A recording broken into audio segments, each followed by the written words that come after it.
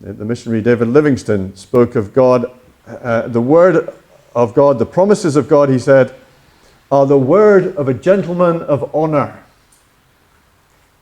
And I think we can breathe a good sigh of relief because we can rest assured that there is no failure of God here. No failure on his side, that he remains faithful and dependable. But now Paul explains further why this is not a failure of God or of his word. And here's his explanation. Not all who are descended from Israel are Israel.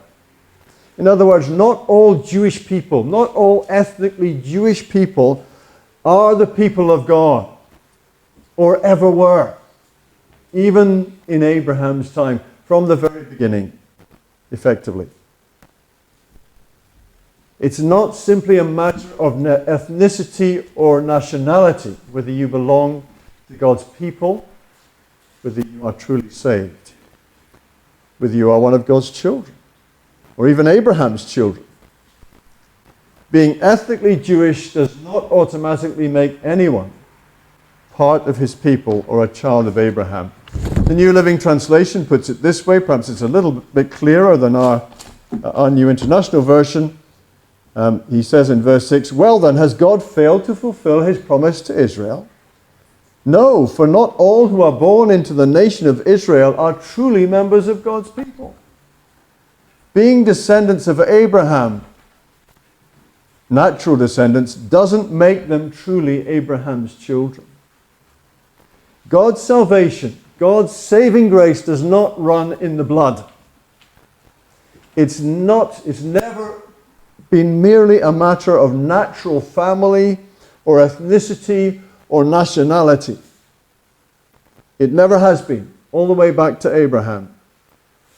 Now, there was a time in this country, you're old enough, you'll remember, where people thought that if you were British, you were automatically Christian.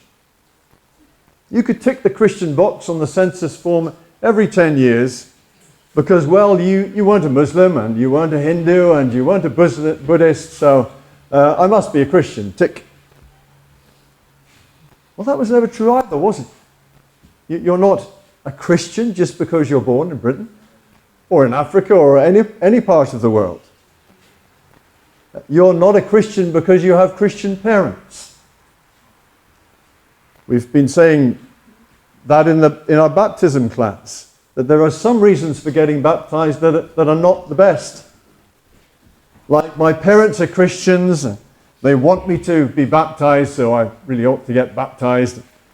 Or I've come of age, I'm 15, 16, 17, 18, 19, whatever, and it's time to do the religious thing.